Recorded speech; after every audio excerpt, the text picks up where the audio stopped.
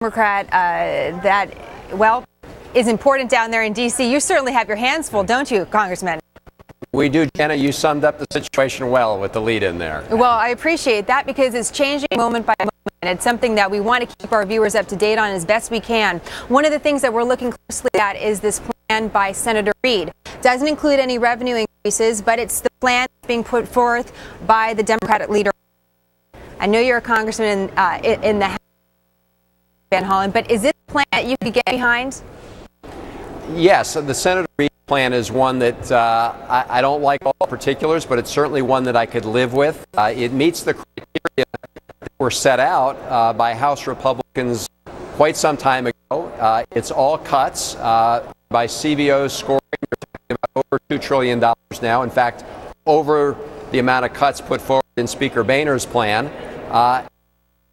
Of not putting our economy in the same jeopardy we are now just 6 months down the road, which is what Speaker Boehner's plan would do. It would say 6 months from now we'll be facing the same situation by choice. I don't think anyone wants to really make that choice. Well, how hard would it be to stomach a plan that would be a deficit reduction plan with any tax increases? That's something that the Democrats have been very outspoken on.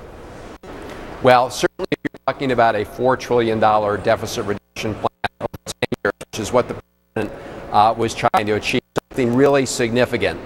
That absolutely would have to be balanced. And the reason that collapsed was at the end of the day, while the president was willing to make $3 in cuts to spending for every dollar in revenue generated by closing tax loopholes, that kind of thing, our Republican colleagues didn't want 1 penny of revenue going to deficit reduction, and they didn't want that enforceable.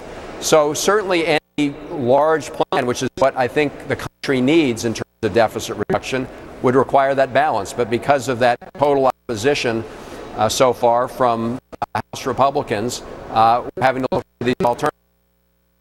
I don't think the American people want an alternative that puts us in exactly the same predicament 6 months from now as we are today. That's not a good answer. I'd like to get back to that $4 trillion potential plan in just a moment. First, I want to ask you about the plan that we're seeing emerge in the House. It seems that Republicans now are on the side of Boehner's new plan. We don't really know the particulars of it. But behind closed doors, are you working with the Speaker at all? Are you working with your friends on the other side of the aisle on a plan that could be presented in the House? Or are you working against it?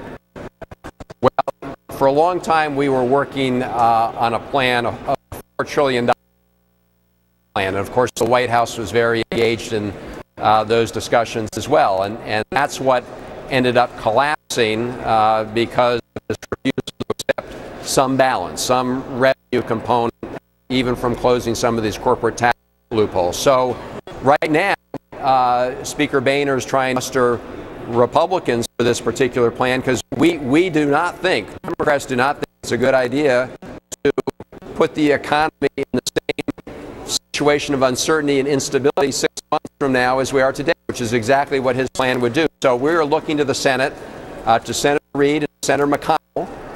Hopefully they can work together to come up, can get a majority vote in the House and the Senate. Are we out of time?